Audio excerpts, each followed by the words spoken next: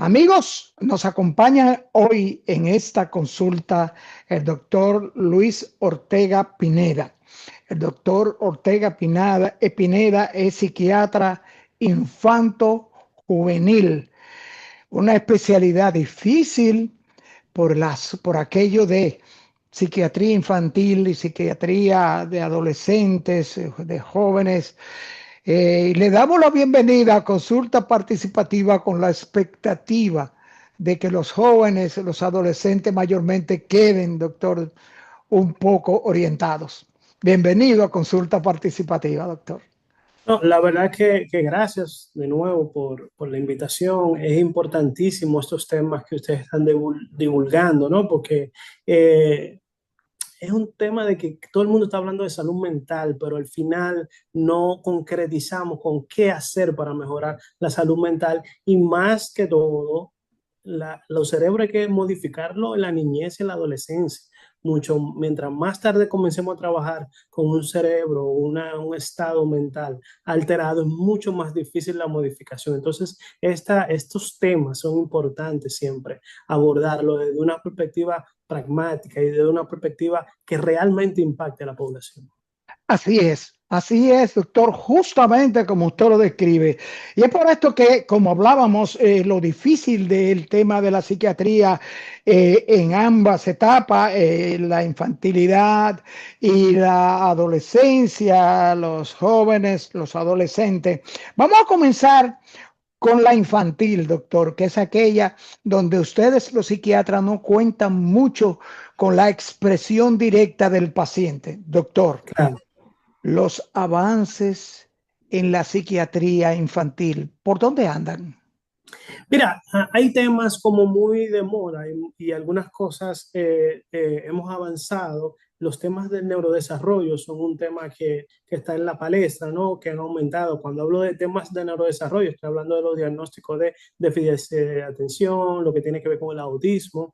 Fíjense cómo en otros países, en Estados Unidos específicamente, ya hablan de, primero hay un debate sobre la asociación de la acetaminofén y las causas de autismo. Hace poco, recientemente, hicieron otro estudio y lo desvincularon.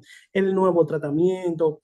Esos temas han ido evolucionando y aunque tal vez no estamos totalmente de acuerdo en la forma en cómo se está comunicando las cosas, por lo menos está teniendo avances y están poniéndose en la palestra estas patologías que antes eran de guardarlas, ¿no? Ustedes saben que el pueblo dominicano, un niño con autismo, primero era que iba a arreglarse solo, que él iba a hablar cuando tenía que hablar.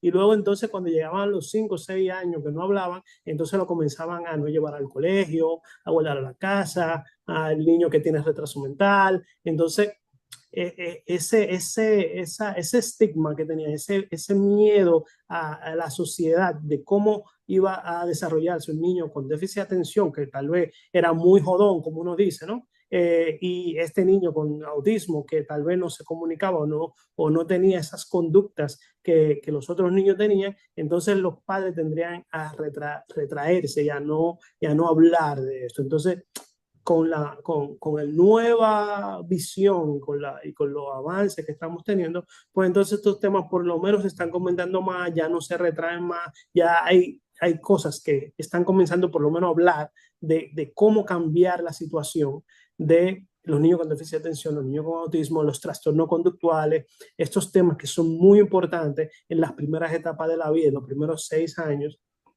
de poder diagnosticarlo y de poder comenzarlo a tratar, porque no siempre lo vamos a tratar con medicamentos, pero tenemos que comenzar a tratar a estos pacientes psicológicamente y terapéuticamente para hacer esas modificaciones del cerebro. Eh, Definitivamente ahora se está diagnosticando mucho más el incremento del autismo en nuestra juventud. Es importante. Sabemos que tiene que ver con el diagnóstico, pero también tiene que haber algún factor externo que está haciendo que se aumente. Doctor, y como usted bien señala, usted menciona muy acertadamente y por experiencia el asunto del autismo, es que el hecho de que hoy día esto esté centrándose en los avances en la neurobiología, doctor. Eso es fundamental porque usted lo señala. Antes un niño autista se venía a dar cuenta la familia o él mismo que ya Ujú. casi siendo un adolescente, doctor. Claro, claro. Pero ahora, doctor, también el asunto de los diagnósticos tempranos, la neurobiología, Ujú, ujú. doctor, los tratamientos basados en evidencias en el infante, en el niño, Claro, todas esas claro. cosas se están convirtiendo en herramientas para el difícil desempeño de ustedes, los psiquiatras infantiles, infantos juveniles. Fíjense Doctor, cómo se ha incrementado los problemas del habla. Muchos y eso es un tema. La gente cree que todo el que no, los niños que no hablan es autista y no es así. Pero ahora con el uso de las pantallas tan temprana edad hace que se retrasen mucho los niños en hablar, porque no tienen la necesidad. Ellos están interactuando con algo que no le da retroalimentación, por lo tanto ellos no tienen que hablar. Y vemos niños que no tienen autismo, que no tienen déficit de atención, que hablan a los 3, a los 4, a los 5 años. Y eso es un tema importante que tenemos que comenzar a regular. así es, doctor, y el asunto de el tratamiento integral. Doctor, el asunto del tratamiento de la epilepsia pediátrica, doctor. Claro, claro, y eso es importantísimo que usted lo diga, eso es vital, porque la interacción entre el psiquiatra infantil, el pediatra, el neurólogo, tiene que ser uno a el gastroenterólogo infantil. La parte gástrica es muy importante en los niños para desarrollar el cerebro, y esto no lo tenemos en cuenta. El equipo de nosotros, aquí en Psiquics, hay un nutricionista, hay un gastro, hay un pediatra, hay un incluso tenemos asociación con neurólogos, porque tiene que ser holístico todo el desarrollo del niño. Y hemos visto los mayores resultados cuando todos intervenimos y en nuestra expertise hacemos lo que tenemos que hacer con los niños. Doctor, en el caso de los niños, ¿cuáles son estos trastornos, estas enfermedades mentales más comunes en el caso de los niños? Tendremos que ver por las edades, ¿no? Los trastornos del apego son uno, lo que tiene que ver cómo la madre se relaciona con el niño, el padre, los trastornos conductuales son muy frecuentes, cómo se comportan los niños. Ya cuando nos vamos más a lo que no es tanto psicológico y más a lo médico, pues están los trastornos de neurodesarrollo, como el déficit de atención, es muy frecuente verlo, los trastornos de ansiedad, los niños le dan ansiedad. Los niños les da estrés y eso no lo entienden los padres. Los niños después de los 3 4 años presentan trastorno de ansiedad. Y no es que lo tenemos que medicar, pero tenemos que tratarlo porque se vuelven unos niños muy inseguros, muy introvertidos, que luego entonces pueden desarrollar otras patologías como depresión si no comenzamos a tratarlo desde que tienen 3 4 5 6 años, ¿no? Entonces, los trastornos de ansiedad son muy frecuentes, las fobias, los miedos específicos también son frecuentes, son ese miedo a que mi mamá me deje, ese miedo de que a mi mamá le puede pasar algo, de que puede morir, son más frecuentes de lo que los padres creen. Lo que pasa es que muchas veces, vuelvo y le digo, los padres creen que se va a quitar con el tiempo y lo que se hace es que se transforma con el tiempo. No es que se le va con el tiempo. Entonces, eso es muy importante que lo sepan los padres, que cualquier signo, si a un hijo mío le da gripe y yo veo que no se le cura en 4 o 5 días, yo lo llevo al pediatra. Pues entonces hagamos lo mismo con el psiquiatra. Si nosotros vemos una conducta diferente, importante, es mejor que vayan al psiquiatra o al psicólogo y le digan, no, eso es totalmente normal, no se preocupen, eso es parte de la evolución, a que nos quedemos con esa duda y una cosa que se puede resolver tal vez muy fácil, agrandarla y luego entonces tener una dificultad en el tratamiento de esos pacientes. Doctor, es cierto que una de las señales que se ha podido comprobar y que ha llamado la atención de los padres, aquellos que están muy pendientes de sus niños, el trastorno por déficit de atención. ¿Cuán efectivo es el padre que nota un déficit de atención y qué debe hacer un padre que nota un déficit de atención en un niño ya de 3, 4 años? ¿Qué es lo primero que debe hacer, doctor? Lo primero es en que los padres entiendan que existe el déficit de atención, ¿okay? Porque es muy difícil para muchos de esos padres entender qué es y por qué tienen déficit de atención. Y más porque casi siempre, no siempre, pero en la mayoría de los casos, hay padres, uno de los dos padres tiene un déficit de atención. Entonces, ellos son los mismos que dicen, pero yo era así cuando chiquito. Y miren cómo yo soy. Yo soy un ingeniero, yo soy un abogado, yo soy un médico y no me ha pasado nada. Lo que no terminan de entender los padres es que si lo hubiesen tratado ese déficit de atención con o sin fármaco, a la edad temprana, ellos no fueran un ingeniero de aquí, ellos fueron un ingeniero internacional porque la capacidad le hubiera triplicado lo que tiene ahora. Entonces, ellos no entienden que ellos están más limitados, aunque estén bien, por no tratar el déficit de atención que por tratarlo. Entonces, nosotros como padres tenemos que brindarle todas las herramientas posibles a nuestros hijos. Y si vemos que un niño tiene dificultad para concentrarse, tiene mucha impulsividad, tiene mucha hiperactividad, mucho más de lo que debería, y más si yo era así, que probablemente también sea un déficit de atención, pues entonces llevémoslo, démosle la oportunidad de tener algún tratamiento, alguna mejoría. Y yo siempre le digo a mis padres, si tú quieres que sea, ¿qué tú quieres que sea? ¿El presidente o un diputado? Esa es la diferencia. El diputado va a ser el que no tratamos, el presidente va a ser el que le damos todos los tratamientos y las habilidades posibles.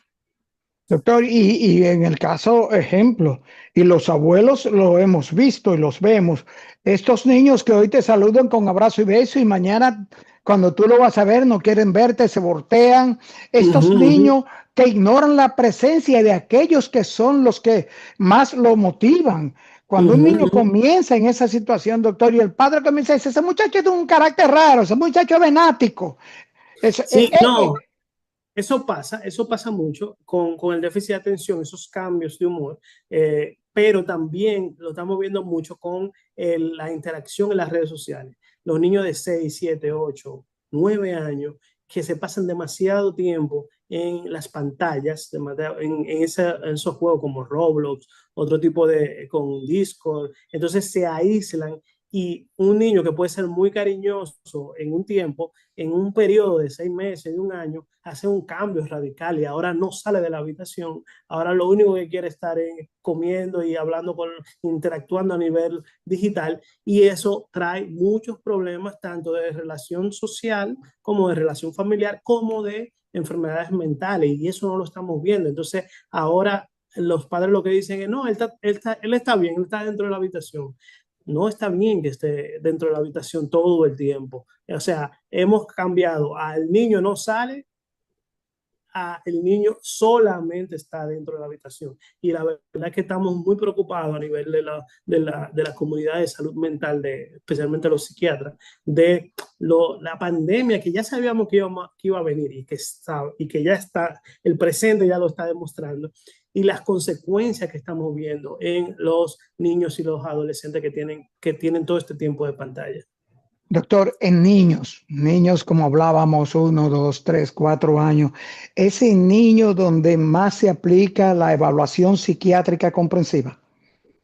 No, la psicometría hay muchos, según la edad, hay una serie de psicometrías que se van a hacer, como le digo, según la edad, ¿no? Si estamos buscando más frecuente el déficit de atención, el autismo, pues es mucho más frecuente después de los 3 años, pero ya si estamos buscando personalidad de los 9 años, después 8, 9 años, si estamos buscando lo que son los trastornos de ansiedad, desde los 5 o 6 años se pueden hacer buenos, bueno, desde más pequeño también, pero ya mucho más. El trastorno obsesivo compulsivo se puede ver de los 7 años. Entonces, cada prueba psicométrica, y eso es importante que usted lo señale, cada prueba psicométrica que le hacemos a cada edad, hay un grado de buscar esa patología más frecuente o esa condición más frecuente de un niño que probablemente no está yendo en la línea de desarrollo que nosotros queremos.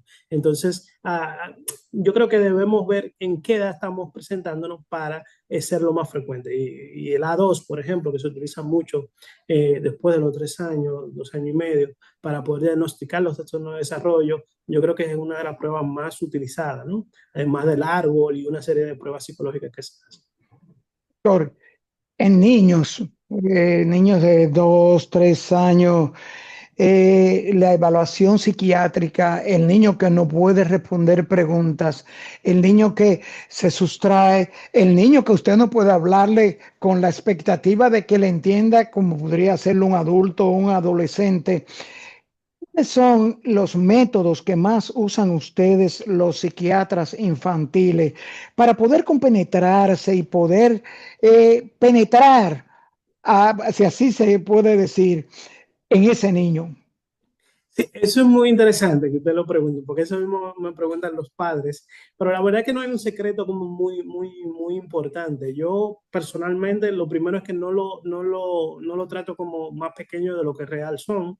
Hablo las cosas muy claras con ellos, dependiendo de la edad, claro, pero sabiendo que es una persona que tengo al frente y que no puedo subestimar su inteligencia, no puedo subestimar lo que viene a ser. Y claro, tengo que buscar esa empatía, esa forma en que él tenga confianza en que yo no voy a hacer algo en perjuicio de él. Y eso es, por ejemplo, contar alguna información que él no me dé permiso y que no pueda yo entregarle a los padres, porque lo único que un psiquiatra, aunque sean niños por debajo de 12, de 13 años, lo único que nosotros tenemos que decir obligatoriamente es si el niño se quiere suicidar o si el niño está consumiendo algún droga, ¿no? O si fue algún tipo de alteración, algún delito, ¿no? Algún delito tenemos que comunicárselo a los padres.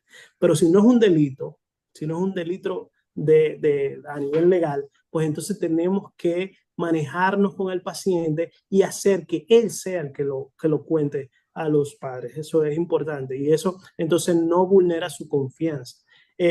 Vuelvo y le digo, no hay un secreto, la verdad es que uno va aprendiendo con el tiempo, no es lo mismo cuando yo comencé hace 13 años a ver el primer niño que ahora, ¿no?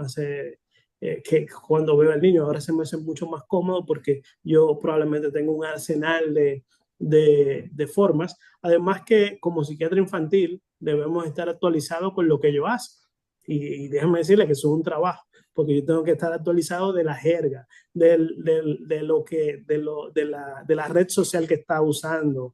Imagínense, a mí no me encanta ver TikTok y tengo que ver TikTok, que no me encanta usar Discord y tengo que aprender a usar Discord, no sé, porque tengo que tener esa conexión, porque cuando ellos me hablan, la jerga que ellos me hablan, si yo tengo que estar preguntándole qué significa cada cosa que me dicen, me va a decir, no, pero este tipo no sabe de qué estamos hablando. Entonces, independientemente, tengo algunas veces problemas con la jerga, porque para mí es imposible estudiar, tener pacientes y además está actualizado con lo como hablan los chicos, pero necesariamente yo siempre estoy tratando de tener esa interacción, de tener esa comunicación con los adolescentes y los niños para poder hablar con ellos.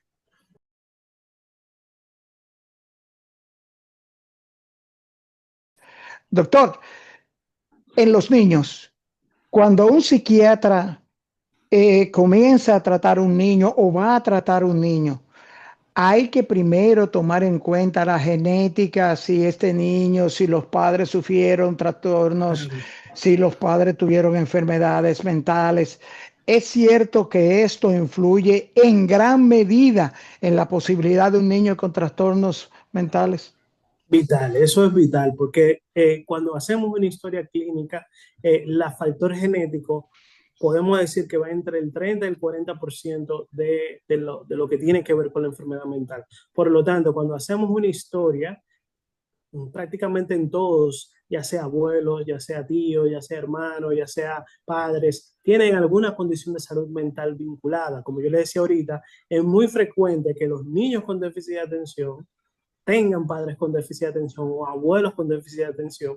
Incluso ahorita vi una consulta donde el hermano tiene déficit de atención, el papá tiene déficit de atención y la hermana también está diagnosticada por déficit de atención.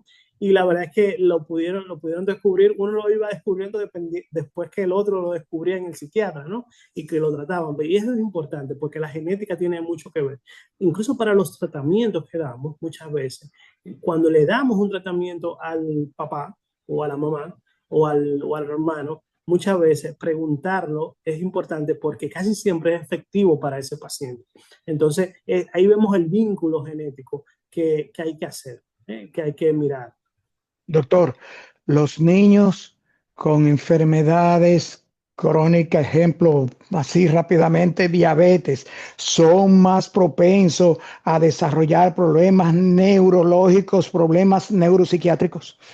Pero la gente no sabe lo importante que es, sino tal vez no ni siquiera lo que llamamos enfermedad, que ya sí es una enfermedad, pero la obesidad en niños, que está aumentando un montón, es uno de los problemas más grandes que llevan a trastornos depresivos, a trastornos ansiosos, a trastornos del corazón que vienen con problemas de estrés postraumático. Un niño un adolescente que le dé un infarto, que le dé un problema de coma, tiene un estrés postraumático por la forma en cómo se produjo, el miedo de que vuelva a pasar, el miedo de que pueda morir. Todo eso nos trae muchos trastornos de salud mental. Además, el metabolismo de las grasas, sabemos que puede traer como consecuencia una alteración de los neurotransmisores, de cómo el hipotálamo, de cómo todo lo que tiene que ver con el sistema de los diferentes circuitos del cerebro van a cambiar y van a tener propensión a algún tipo de salud mental. Entonces,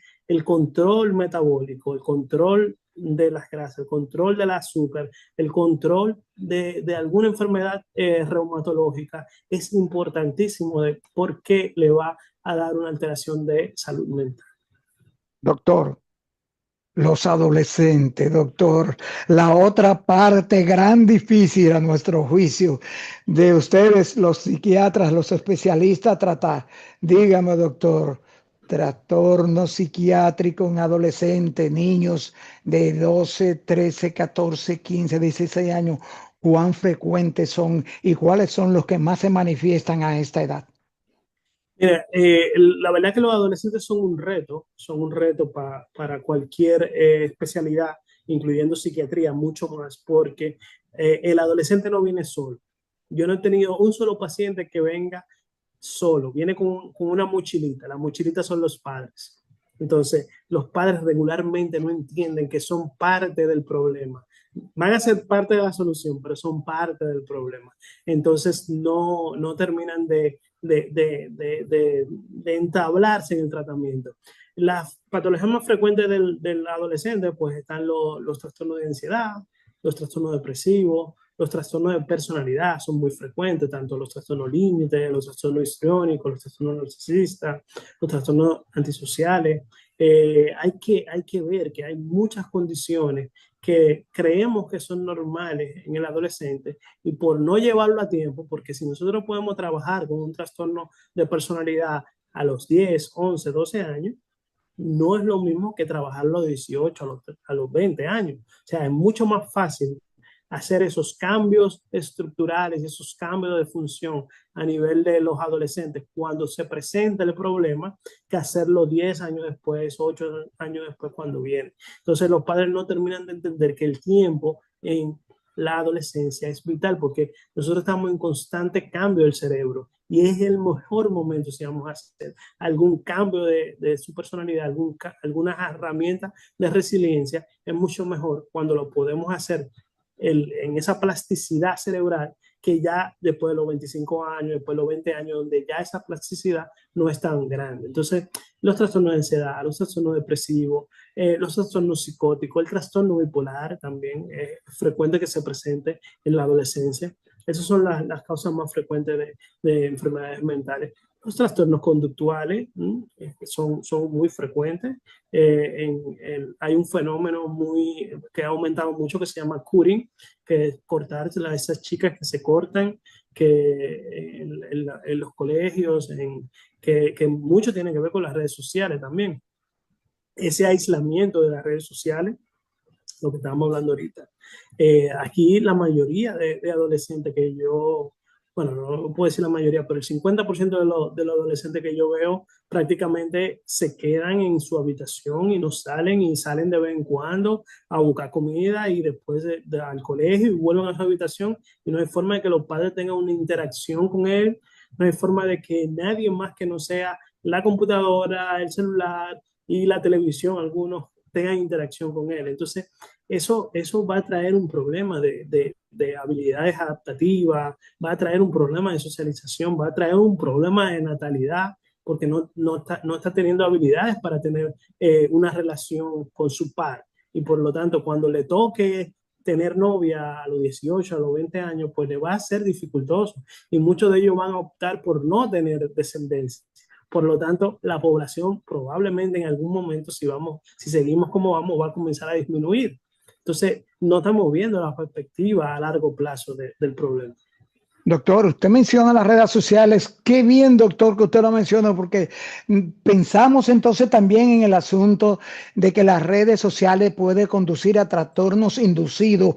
Este boom de información, esta cantidad de información, esta cantidad de desinformación dentro de las redes sociales, doctor. El asunto de la inducción a las drogas, estupefacientes, a conductas no mencionables ni siquiera en el aire de adolescentes y preadolescentes. ¿Cuán difícil, doctor? ¿Cómo hace el psiquiatra para tratar a los padres? Porque tengo entendido que en este caso los padres también deben ser tratados, doctor. Deben de ser tratados. Ahora, como le decía ahorita, tratar a un adolescente sin tratar a los padres tiene un éxito muy bajo, muy difícil que pueda mejorar el adolescente. ¿Qué es importante saber? Que las redes sociales son una herramienta y como cualquier, vamos a decir, arma de fuego, si la sabemos usar, pues va a ser una ayuda, va a poder incluso ayudar emocionalmente, pero lamentablemente como la estamos usando, la está haciendo un deterioro y está haciendo más un daño que lo que está haciendo un beneficio en los adolescentes especialmente. ¿Qué tenemos que hacer? Tenemos que tener en cuenta de que las redes sociales están ahí y no se le puede tal vez quitar totalmente a los adolescentes, pero definitivamente hay que hacer una auditoría y hay que estar pendiente de las redes sociales. No puede ser que un adolescente pase meses, semanas, años incluso, todo el tiempo con las redes sociales y nosotros no tengamos el acceso a las redes sociales, nosotros no nos sentemos a ver qué están haciendo, con quién lo están haciendo, cuándo lo están haciendo y por qué lo están haciendo. Y nosotros simplemente tal vez con el hecho de que están ahí tranquilos y que tal vez miramos de vez en cuando que están haciendo WhatsApp o que están haciendo en Instagram, con eso nos sintamos tranquilos. No, no puede ser así, tiene que ser un esfuerzo, tiene que ser un compromiso del padre estar pendiente de esto, porque como usted dice, el tema del aumento del consumo de sustancias, incluso el vape, que es muy frecuente ahora, que nos está dando mucho problema con los adolescentes, que tal vez no la marihuana, ni siquiera pues, en algunas clases sociales, pero sí el uso de estos vapeadores, hay un problema grande porque está aumentando y muchos adolescentes, incluso tengo adolescentes que me dicen es que no lo puedo dejar, yo tengo 2 años usándolo y quisiera dejarlo, pero es que estoy enganchado a esto. Y lo que se llaman las adicciones secas. Esas son un problema muy grande, que son el uso de las imágenes no por en adolescentes, está trayendo problemas de disfunción sexual, el uso frecuente ahora, incluso con el tema de apostar, el tema de la ludopatía en adolescentes. Estamos viendo niños de 12, 13 años jugando en el colegio lo que es la ruleta y número y pelota y son probablemente un niño que no tiene control, un adolescente que no tiene control a esa edad, que tenga acceso, porque eso es lo malo que tienen las redes sociales. Antes tenían que ir a la banca y la banca tenía que dejarte entrar y había un letrero que decía no menores de 18 años. Ahora no, ahora tenemos el acceso en el dispositivo y lo único que tiene que hacer el niño de 13 años es decir, yo soy mayor, ya está. No hay otra cosa que necesite hacer. Entonces, luego que tenemos el problema, luego que, miren, en Argentina, 1 de cada 4 niños, estoy hablando de menos de 15 años, tienen problemas de ludopatía. Estamos hablando ya de Latinoamérica, una cosa muy cerca de nosotros. Yo tengo pacientes que ahora mismo están enganchados a la ludopatía y los padres no lo ven, no lo saben porque no se dedican a ver el problema y creen que el niño está viendo pelota o está viendo basquetbol y eso es bueno para él y no saben qué es esa acción de ludopatía que está creciendo en esos adolescentes. Yo creo que tenemos que hacer mucho más y hay que decir definitivamente que los padres necesitan ayuda y la ayuda la tiene que proveer el Estado. O sea, tenemos que crear políticas públicas, tenemos que crear consecuencias a esas, por ejemplo, decirle en la cantidad de pornografía o de no por que se puede acceder a nivel de las redes, o lo que tiene que ver con el sistema de apuesta para evitar o sancionar incluso a los padres que los niños creen ludopatía, crear unidades de adolescentes para poder deshabituar de muchas de estas condiciones, ¿no? Tanto de drogas como de ludopatía y otras adicciones blandas. Tenemos que creer, aquí no hay ninguna institución que ingrese crónicamente, quiero decir, 6 meses, un año, a un niño que tenga problemas de consumo de sustancias. Entonces, ¿cómo podemos brindarle esa herramienta que es muy importante para la deshabituación de una sustancia si no el Estado no crea nada, ni siquiera privada, ni siquiera privada hay una institución así? Imagínense si no tenemos tampoco pública. Entonces, probablemente estamos criando a nuestros niños con una vulnerabilidad demasiado alta, y este incremento de la delincuencia en los barrios, por ejemplo, mucho tiene que ver con eso. Pues si un niño usted no lo puede comenzar a controlar, a mirar, a enmendar desde pequeño, pues estamos teniendo mucha violencia en niños pequeños. Fíjense cómo en estos 2 últimos meses han muerto varios niños de 13, de 12 años que ya eran sicarios, que ya creaban esta violencia. Entonces, eso no debería ser en un país. Y eso está pasando por la falta de control del Estado. Doctor, finalmente, que no se nos quede, se dice, vimos un estudio que dice que casi el 8% de los adolescentes y preadolescentes padecen trastorno de ansiedad y Ujú, depresión, doctor, a ujú. pesar de esas herramientas modernas a las que tienen acceso. ¿Por qué esto, doctor? Lo que pasa es que todavía estamos en concientización de salud mental. Y lamentablemente los tratamientos no llegan a estos lugares. Yo que trabajo en un hospital en el área Contreras, la cantidad de niños que necesitan tratamiento adecuado, los padres no pueden comprarlo, no pueden llevarlo, no pueden seguir. Es prácticamente, es como si fuera, imagínense que fuera un cáncer, tu hijo tiene un cáncer y tú no puedes tratarlo. O sea, tú estás prácticamente dejándolo a que Dios sea el que lo trate. Así pasa con la salud mental y este país, vamos a decir. Y en muchos países también, no solamente con nosotros, incluso en países desarrollados tienen temas por la cantidad de recursos que dedican a la salud mental. Yo creo que 8% es bajo todavía. En ese estudio, yo creo que está más alto de eso. Lo que pasa es que tenemos muchas cifras negras que no vemos, pero si no comenzamos a tratar a los niños desde que comienza a presentar algún síntoma, eso va a incrementar a un 20, a un 30, a un 40%. Hay un estudio recientemente que salió también que a nivel mundial ya llegamos a 1.000 millones de personas con alguna condición de salud mental y somos 8 9 mil millones de gente. O sea, el 10% de la población ya tiene algún tipo de enfermedad de salud mental importante. Entonces, si no lo vemos hacer, en 10, 15 años vamos a tener 2 o 3 mil millones de personas con alguna alteración de salud mental. Y entonces sí vamos a comenzar a ver el impacto a nivel mundial. No, doctor, y eso me hace pensar en el aumento de los intentos de suicidio, el aumento de niños en la calle, del adolescente abandonado a su Claro. suerte, del adolescente que perdió el control, perdió la orientación del adolescente, doctor, no debidamente guiado. Y es por eso que yo le pido que para cerrar esta consulta, doctor, usted me le envíe un mensaje, como hablamos de niños preadolescente y adolescente, a los padres, a los tutores, a los responsables de guiar con su ejemplo, su conducta y justamente la forma en que se comunican y tratan a sus hijos o a sus niños. Bueno, yo lo voy a resumir en esto. Lo importante es, primero, darse cuenta que hay un problema. Segundo, no tener miedo de buscar solución para los problemas con los profesionales que sepan cómo trabajar con los problemas.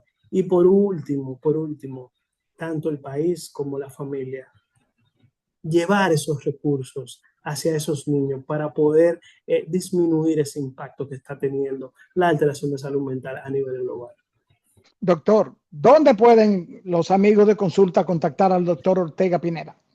Bueno, estamos en Psikids, es el centro mío. En Instagram lo pueden buscar en PsikidsRD, @PsikidsRD, y a mis teléfonos 809-868-3108. Ahí estamos dispuestos y con el equipo integral, como le había comentado antes. Doctor, gracias por esta consulta que sin lugar a duda ha orientado mayormente a los padres. Gracias, doctor. Hasta luego, un placer.